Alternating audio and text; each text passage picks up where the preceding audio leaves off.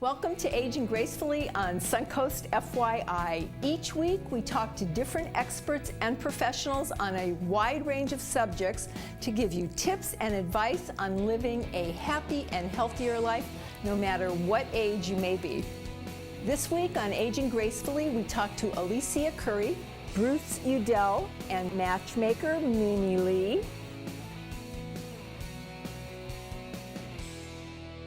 Author Alicia Couri returns this week to talk about the ways laughing can promote a younger feeling and appearance. Welcome back. Thank you. So last week we talked about smiling, yes. And this week you're going to tell us what the difference is between smiling and laughing, right? We're about to kick it up a notch. All right, yes. Let's do it.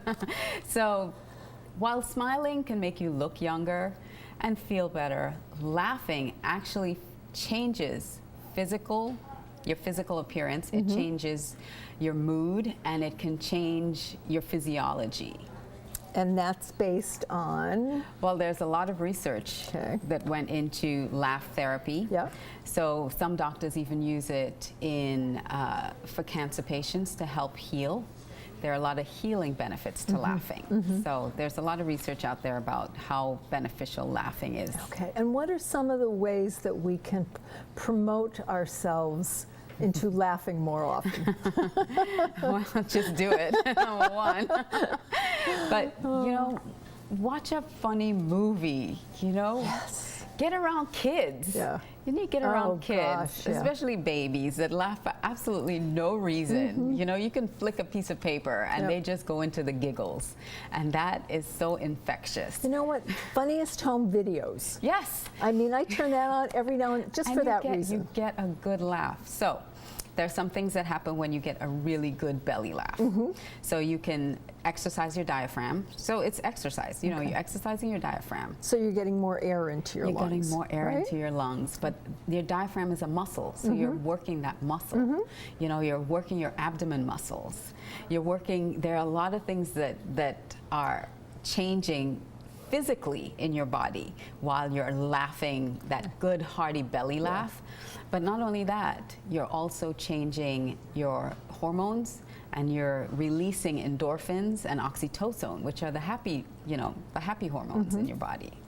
And the more you can laugh and smile and be happy, I mean, it's kind of like, you know, the benefits you get from working out, right? Yep, from exercising. It continues. The more you use those muscles, the easier it is. Yes, right? And as you age, the more, maybe we can't go run a 5K, but we can laugh. We can laugh. We can get the same benefits. It doesn't cost anything. You don't have to go anywhere. That's right. The same benefits as working out. So and laugh at yourself.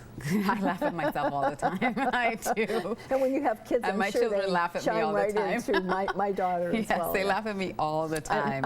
I'm her entertainment, she said. So, but the other benefits to laughing, I mean, there's just like you said. There are numerous. So it improves blood circulation.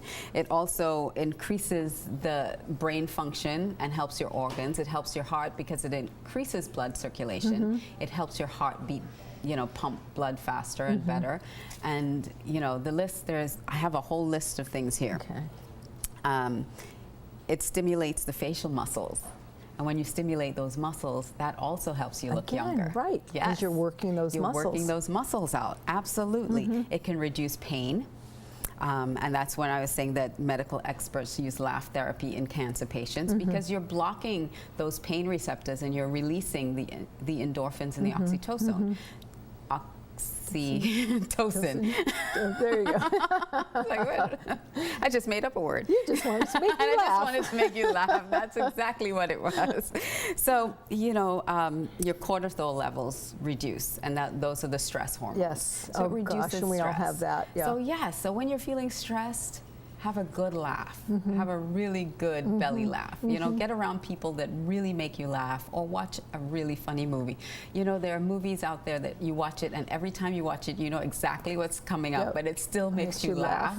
Turn it on and watch it. A good idea for your friends then, when you buy them something, buy them a book of jokes or something that they'll enjoy and get that type benefit, because you're giving them health benefits from doing it as well. So laughing out loud, obviously not a lot of people are comfortable laughing out loud, but what are some of the ways that you found you can get people to laugh out loud other than making up words? Listen, I fall all the time. So I trip and I fall. I am such a klutz. Oh no. But the thing is that when I do, as long as even when I do hurt myself, but when I fall, I get up and I laugh at myself too. So I laugh with everyone. I give them permission to laugh at it, because the first thing I jump up and say is, did anybody catch that on video? Somebody must have caught that on video. Let's you look at want to it hope again. if you're going to do that, you want to be able to see it again. I want to see it again. So so I'm just goofy all around with my kids at home, just trying to make everybody laugh. Okay, so smile, laugh. Laughing, it's cleansing. It's cleansing. When you have a really good laugh, you feel so much better. Yeah. You feel so much better. And you release so much of that stress that's in your body. And again, how easy is that to do? And it's hard to feel sad and be depressed when you're laughing. Yep. When you're really laughing, it's really difficult to now be really depressed about something. So what have we learned then today? That we need to laugh more. There's also more, some play evidence. more. Yes, there's evidence that even if you don't feel it and you fake it, you can still release those hormones, even if you fake it. So, and sometimes you start faking a laugh and it actually turns into a real laugh. So if you don't feel it, just start faking it and it will eventually snowball into a laugh. It's true. When I went to New York, and when you go on the programs, they tell you to laugh at the entertainers' jokes. And sometimes they're not really They're that not funny. Right. But then you start laughing at it. And you're laughing at something that's ridiculous. Yes, exactly. So it turns and that gets into everybody a really else good laughing. Belly laugh, yes. So think outside the abs, box. Ladies, you want tight abs? Yes. Laugh a lot. Okay. You'll get those nice tight Hey, muscles. there we go. Another one that you don't have to work too hard at. Absolutely, absolutely. All right, well, we'll see you next week with some more wonderful tips. Yes, Thank you. laugh out loud. Laugh out loud. We will try laughing out loud. All right. Okay. Thank you. You're welcome. Please stay tuned. Aging Gracefully on Suncoast FYI will return after a short break.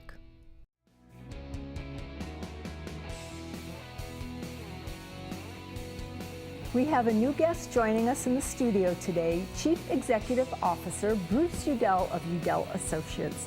And he's here to talk about how to prepare financially to age gracefully. Welcome to the show. Thank you. Thank you for having me, Nancy. We had your son on earlier, and I was looking forward to meeting you and having you on the show. Likewise. Thank now, you. I know you're also the founder of Udell Associates. Right. And obviously, there's something that sets you apart because you have been established for a number of years here in the community. Yes. Okay. Right. Can you tell our viewers what makes you different than other firms? Sure. So everything we do at Udell Associates for our clients begins with a commitment to help people get more enjoyment from their wealth. No matter what that wealth happens to be, how much that wealth happens to be. So most families today recognize the need for financial planning. They just dread the process. Right. So, what happens is they find that some of the issues kind of dreary, and some of the solutions are complicated and hard to understand, and then they're explained to them using spreadsheets and sometimes complex jargon, right? So what we do is that's right. So we have three words that really define what we do, and that is simplicity, prosperity, and confidence. So if you want to know if you're really enjoying your wealth, ask yourself three questions. Am I better informed today than I used to be? And do I feel more prosperous? And do I have confidence about my future? Okay. Now, what if you struggle with those questions? How do you help them? Well, the way we would help them, for example, feel more prosperous, one of the things we figured out is that people who have substantial wealth even don't necessarily feel prosperous. when people are living a lot longer today, so when people get to retirement, a lot of people worry about running out of money, right? Baby boomers see their parents living to their 90s. As my son Jeremy said on a prior segment, you then have long-term care. Right. And so when they get to retirement, they can't earn money anymore. They have to live off that nest egg. And what they tend to do, Nancy, is they circle the wagons around their wealth. You know, if you remember the old cowboy pictures, I'm old enough to remember those old cowboy and Indian pictures when the cowboys circled the wagons. Absolutely. So what happened to the progress towards their destination when they did that? It stopped, right? So what prevents people from really enjoying their wealth is they circle the wagons at retirement, and that kind of stops progress towards their other goals, like maybe they want to give money to their children, or they want to buy a vacation home, or they want to take a long trip, right? But they don't. Why? Because they're afraid if they spend that money, they won't have enough to support their own lifestyle for the rest of their life. So how do you help them overcome those obstacles and learn how to enjoy themselves while they're living? The first thing that people have to do to really enjoy their wealth is they have to figure out how much their lifestyle expenses are. How much money do they need to enjoy life the way they want to? And on a monthly basis? On a monthly, exactly, on a monthly basis. And you know, Nancy, people don't really have pensions anymore. Companies start providing pensions. It was really neat when you had a paycheck coming in and Social Security and came in every month, right? But people don't have that anymore. So a number of studies were done actually by the Wharton School, the University of Pennsylvania, and Yale, and Harvard, and Carnegie Mellon, and they all said that what you really ought to do is you ought to purchase an income contract that promises you an income every single month for the rest of your life that's large enough to cover those lifestyle expenses. And is that based on your assets? Based on your age, actually. Based on your age. So you figure out, here's how much money I need to really live the way I want. If I were to go to an insurance company and purchase what's called an income contract, which would promise me an income the rest of my life, how much would it cost? How much of my assets would it take to buy that? But I would no longer have to worry about running out of money, right? Especially if I provided for inflation. And the excess assets then would be my fund money. I can use that to purchase the vacation home, to give money to my kids, maybe to make a gift to charity, those kinds of things. Now, I know we talked earlier, and you wanted to share a story that you thought would be quite relevant to this. Can you do that for Yes. So I had a husband and wife come into my office, and they'd already left their kids as much money as they wanted to leave them. And their issues were they wanted to start living a little bit better with their money, raise their lifestyle, and they wanted to give more money to charity. So what we did is we instituted a charitable gift annuity for them, which promises them an income for the rest of their life and sets up a fund for them at a charity. And then they purchased a income contract from a life insurance company that guaranteed them an income for the rest of their life. And that, together with the income they already had coming in, was more than they needed to cover their lifestyle expenses. And they still had money left over. And what was really neat about that is I ran into them at a social event. And they came up to me and said, "Bruce, thank you so much for what you did." I said, "What do you mean?" And they said, "Well, we just took a cruise to Southeast Asia, and we upgraded our cabin to the highest level, and for the first time in our lives, we flew first class." And you know what? And they'll do it again. And they'll do it again. They said that. We're going to do that again because we can't spend all the money we have coming in now. And then, Nancy, I ran into a development officer from a local charity, and they came up to me and said, "Bruce, what did you do for this couple? They said you did the financial plan." And I said, "What do you mean?" And they said, "Well, they used to give us a few $100s, you know, every year. Now they're giving us $5,000 this year. They're going to give us $10,000 next year. They are going to be a VIP of ours, invited to all of our events. What happened?" So I just kind of explained that, and they said they are so happy.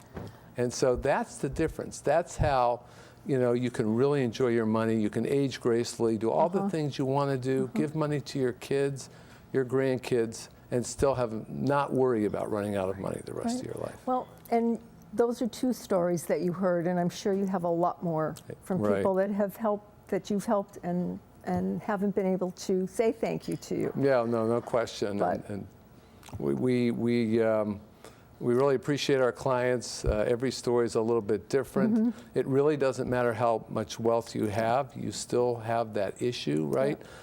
Even people with substantial assets, Nancy, who feel that they have more money than they can ever spend still aren't enjoying it to the fullest. And the reason is they don't know that point at which, if they give money away, where do they reach that point where they no longer have more money than Right, they'll ever and need? they're afraid that they might. But so they're going to come and talk to you about that.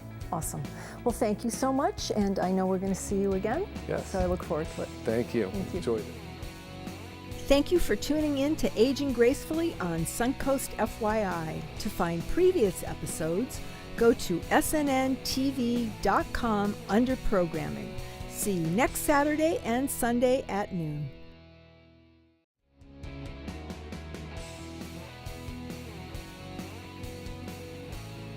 Southwest Florida's top matchmaker, Mimi Lee, returns this week to give advice on how to avoid the perils and pitfalls of online dating gone wrong. That's something that is so prevalent now that it's just, I'm glad you're here to talk about it.